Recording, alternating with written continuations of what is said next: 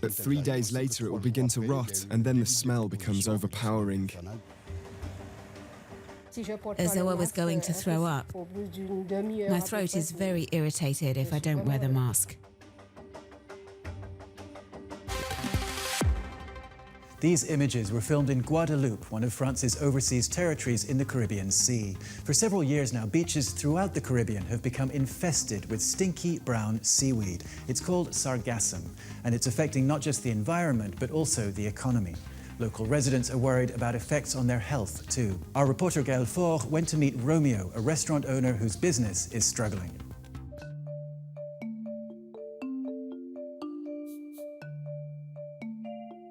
That's Port de l'Enfer Beach. It used to be a genuine paradise with white sand and turquoise water. Now it really lives up to its name, Port de l'Enfer, which means Hell's Gate, because it has turned into a hell for us. Here we have massive amounts of Sargassum which gets washed up. It started in Guadeloupe in 2011. We'd never seen it before, and since summer 2011 it washes up regularly, in significant amounts. It's totally devastating our beaches.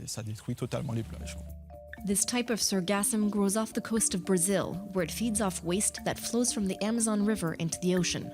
From there, it drifts up to the Caribbean islands. According to some scientists, climate change may also be to blame for the seaweed's rapid growth.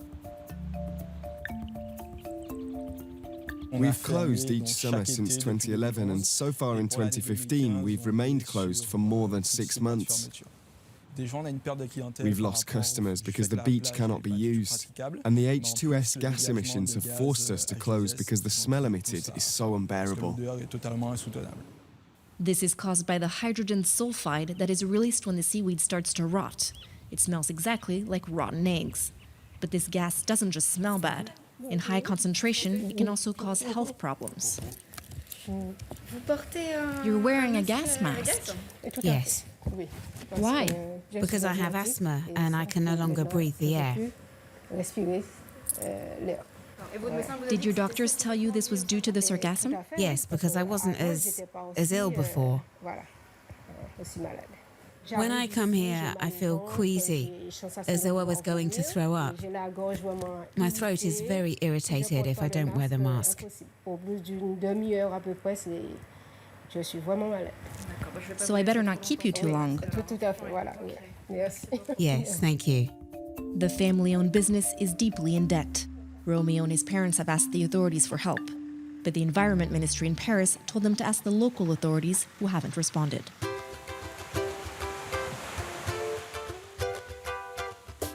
While beaches on the western coast of Guadeloupe remain pristine, many beaches on the eastern coast have been attacked by seaweed over and over. This is catastrophic for all those who work in the tourism sector. We have laid a 240-meter dam. It's made up of inflatable tubes in a skirt. The skirt stretches 80 centimeters into the water. Didier rents out vacation homes. When he saw that the authorities were overwhelmed by the seaweed influx, he came up with his own strategy to fight it. With a southerly wind, some seaweed is blocked by the dam or slides the length of the dam, thus preventing it from reaching the beach. When large amounts of sargassum flow in, like in these photos from September, this dam keeps it all at bay. Of course, it later washes up on beaches further down the coast. But for Didier, this system is a lifesaver. We have peace of mind. There are people who had reserved for February. They'd reserved 3 villas, and they wanted to cancel because of the sargassum. They saw it online. Then we showed pictures in which the seaweed was blocked and the beach was sargassum-free, and they didn't cancel. There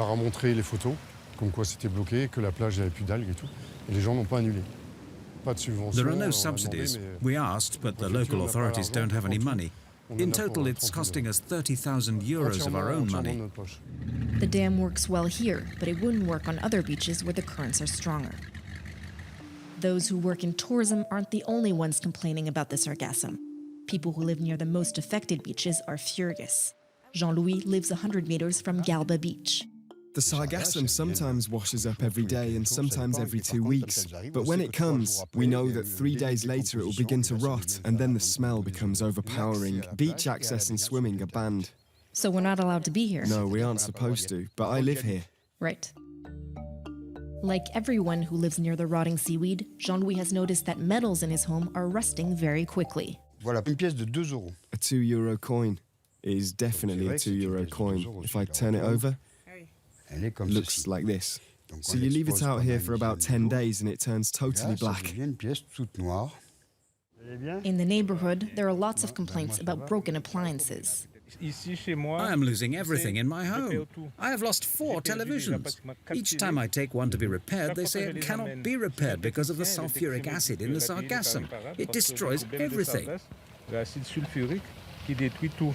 Many neighbors say they share the same health problems: eye and throat irritation, upset stomachs, and severe fatigue. We're told that this cannot be classified as a natural catastrophe and that there isn't the same damage as when a cyclone hits. But it does do damage, with consequences which I consider to be a great deal more serious on health than a cyclone. You see, I can't go on for very long. I need a sip of water to continue speaking. My daughter complains all the time. Papa, my head hurts. I feel like I'm going to be sick. This is our home. We love our home, but we want to move somewhere else. The problem is that would cost money. For these homeowners, it's impossible to sell their properties. Nobody would want them now. We head to the island of Marie-Galante, an hour's boat ride away. The small town of Capesterre to the southeast was hit hard by Sargassum this past summer. After residents protested, the authorities recently collected most of the seaweed. At the moment, their beaches are relatively clean. So are you pretty much back up to the weight you were before now? Yes, just about. Are you eating normally? Yes, I am. No more sleep disturbances? No. Betty was hospitalized several times last summer. She complained of a host of symptoms, including violent stomach aches. But medical exams showed nothing wrong. And then I went home, and when I got home, it all started over. I started feeling ill again and not eating. We realized that the only thing that made her feel well was keeping away from her home and no longer being exposed to the hydrogen sulfide. Since April, Dr. Kotani has recorded 52 cases he believes are linked to Sargassum. In total, more than 140 cases have been reported throughout Guadeloupe. Long term, we should watch out for respiratory problems. Also, we know that this gas, which is similar to cyanide, is a neurological toxin at higher doses. What we don't know is what effects lower doses will have over months and months and months of exposure.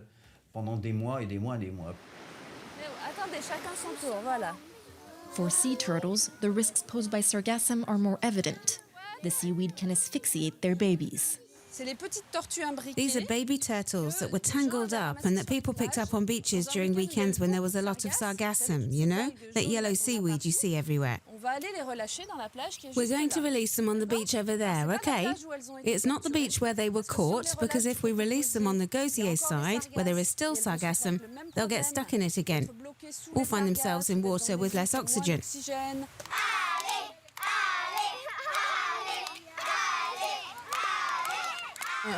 A baby turtle weighs just a few grams. A handful of seaweed weighs over a kilo, so the baby turtle has no chance. If it's stuck under the sargassum, it won't be able to breathe, and a turtle needs to breathe regularly.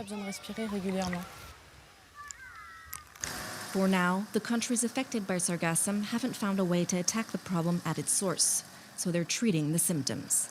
In Guadeloupe today, there are only 2 options for clearing Sargassum. One is the use of excavators, but they can destroy the turtle's habitat.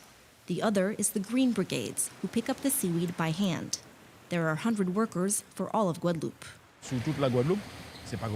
That's not enough for the whole of Guadeloupe. Just for this beach, we would need at least 200 people. We feel abandoned. The state has taken the initiative with the prefect to set up these brigades, but there's no investment to speak of, not a dime for machines.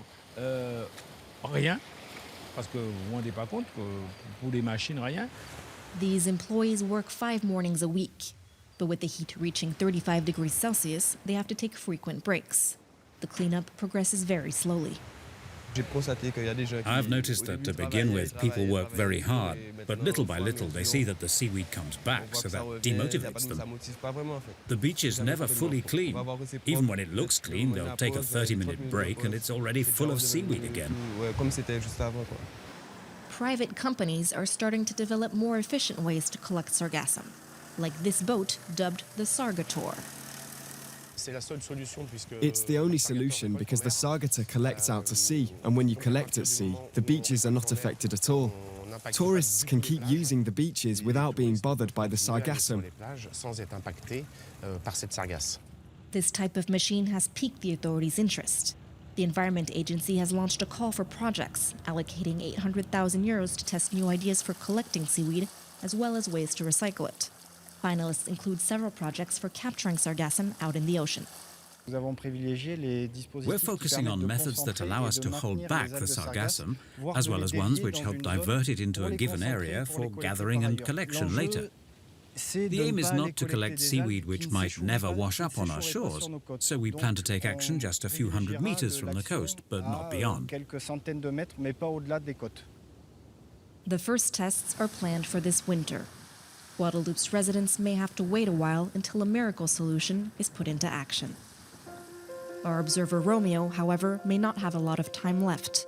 If the sargassum keeps coming in 2016, he may have to shut down his restaurant for good. We'll be following Romeo's progress, so check for updates on our website, observers.france24.com. And remember, we need you to help us make this program. If there's something going on in your community you think the world needs to know about, get in touch. Maybe we'll come see you for the next Observers Direct.